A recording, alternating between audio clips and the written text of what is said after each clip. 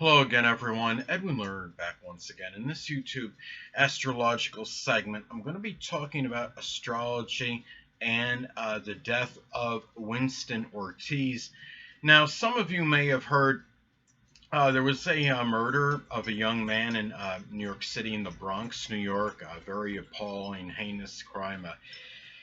His name again was Winston Ortiz, and what happened was he was going to meet a friend somewhere in some apartment complex or something, and he got ambushed, and he was confronted. And what happened was he got stabbed, I think 3 times. I don't know if it was 2 in the chest and 1 in the back, or 2 in the back and 1 stab in the chest. But ultimately, he perished. He got stabbed, and what happened? He got stabbed, and after that, he was set on fire. There was a flammable liquid that was poured on him, and he was set ablaze and on fire. And I have some, special, I guess you could say, some sympathy toward this, more so than a lot of other cases, because it took place in New York, and as many of you may know, I'm from New York originally.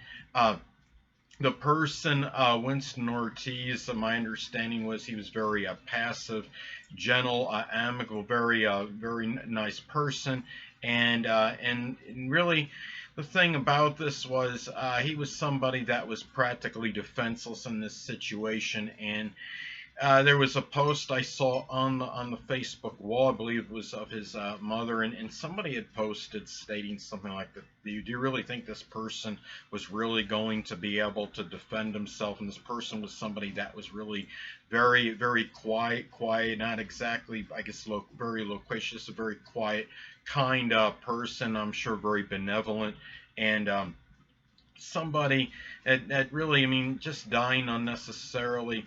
And the reason he was, my understanding was, the reason that this person murdered him was because he had been going out with the murderers, the alleged murderers, sister. And the sister was like 14, and Ortiz was 18. Now, there was something online and some connected with some website that there was some accusation by some of the family members of the alleged murder that that Ortiz had raped this girl. But I mean, obviously that's all supposition and hearsay, and we don't know that for a fact. My feeling is that probably is not true, and that wouldn't rationalize the murder anyway. The thing about this is I want to talk about some native. I don't have. Here's the thing. This is going to be a little bit of unusual type of analysis and delineation of this murder, because I don't have Winston Ortiz birth information. Period. I don't have his date of birth. And the thing, what I did was I calculated the chart for that day in approximate time. Now, this took place on August 12th of 2020, of course, at approximately 3 p.m. Being in New York, and I'm not saying this to be flippant or facetious, I think this happened all very rapidly. The striking with the knife, and sadly, him being, set on fire after the flammable liquid was poured on him. This all happened very quickly, and this happened about 3 p.m. On August 12, 2020, in the Bronx, New York. And the first thing, I mean, I'm looking at, as far as this goes, I mean, it's generational, but Pluto is still in Capricorn, obviously. It's very premeditated energy. I'm sure there's just, in general, there's a proliferation of premeditated murders at this time. And you have Jupiter conjuncting Pluto, and that actually can exacerbate and enlarge those matters. As I've stated in previous videos, is that Jupiter, though it's very strongly benign and benevolent, could also have a tendency to enlarge and expand, and maybe seeing a proliferation of really very strong premeditated killings and murders at this time. And this is something in this chart. Sagittarius is rising. That's the face. You would call it the face of this incident, of this moment, if you will. the thing about the event chart, and when you have Sagittarius rising on in an event chart, that shows that energy, that face of the situation could be very reckless. You could say very self-righteous, like this is energy. Well, I'm gonna do what I want, and I don't care what anybody else thinks. It's similar to Aquarius energy, though Aquarius is simply more unorthodox and just for the sake of being non-conforming and different. This is really just saying, well, I can do what I want, and I'm going to do it, and that's pretty much it. Now, the moon is in Gemini in this chart, and that's in the moon. The fact that you're talking about this, when the moon is in Gemini, you're talking about the moon astrology is about our responsive energy. It's reactionary, and this could have manifested in very high-strung, excitable energy. Now, that and it could be tied in with either the person, the perpetrator, or the person, Winston Ortiz, that was sadly murdered at this time. Now, you're also in this. What I find interesting is that, okay, I was looking in at this event chart, and I was trying to say, I mean, there was a stabbing, at least one stabbing in the chest and the back area. The sun is in Leo, so right, I mean, sun in Leo by itself can manifest in more physical matters, issues with the upper back and spine. Now, I don't know if he was stabbed in the upper or lower back. But another thing is, as some of you may know, some of you may not, that each house in astrology does correspond and correlate with parts of the physical body.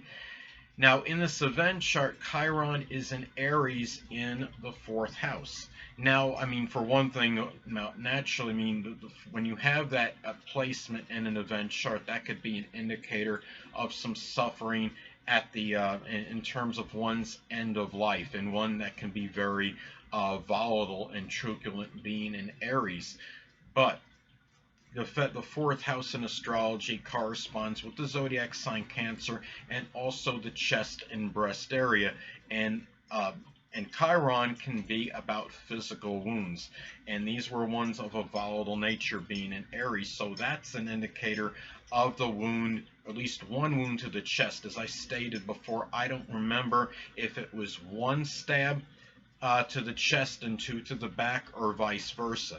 But another thing I noticed is that in this event chart, Mars is in Aries in the 5th house. And the significance of that, well, first off, that Mars is at 22 degrees, which really many people see in astrology as a dreaded degree. It's more emphasized and pronounced when it's in a fixed sign, because that's considered a critical degree. When you have 22 degrees in a fixed sign, it is considered critical and can give more emphasis and have more significance.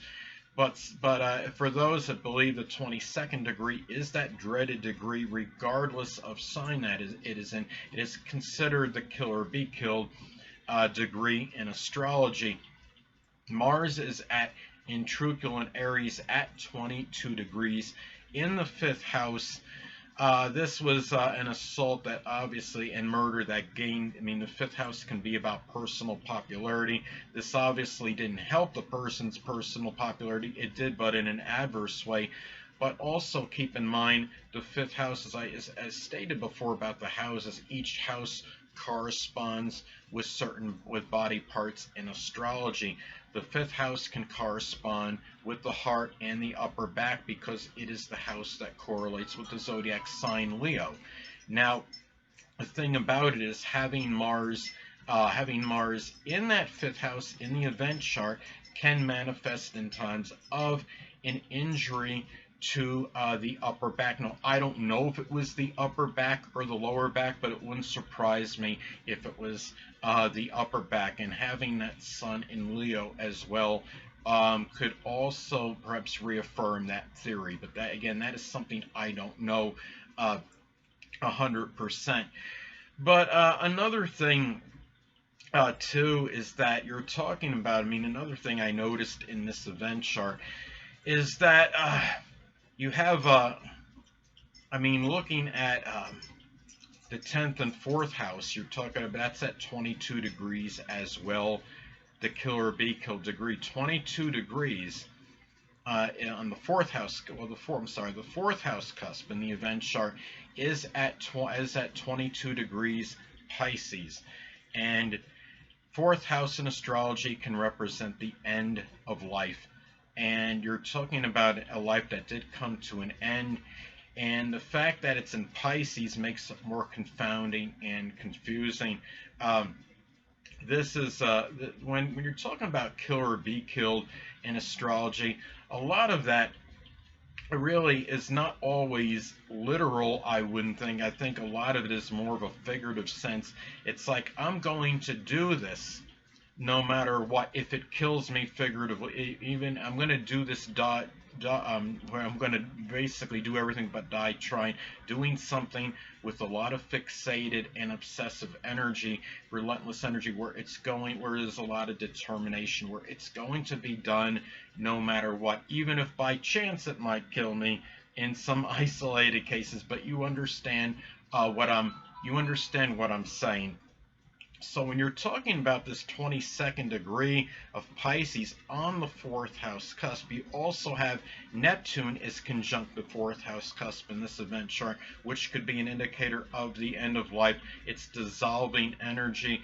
This could have been something, again, being in Pisces, something that was very confounding and confusing, that was perplexing to others. Maybe this was drug fueled. At the same time, it wouldn't surprise me if this person that committed this murder had some drugs and alcohol in his system at the time, and it was one that was done with chemicals as well. Because you're talking about chemicals were poured on the body before the person was lit, and so that's how that may have manifested and panned out. Now I'm looking at other parts of the chart to see if there was anything else that stands out on this event chart.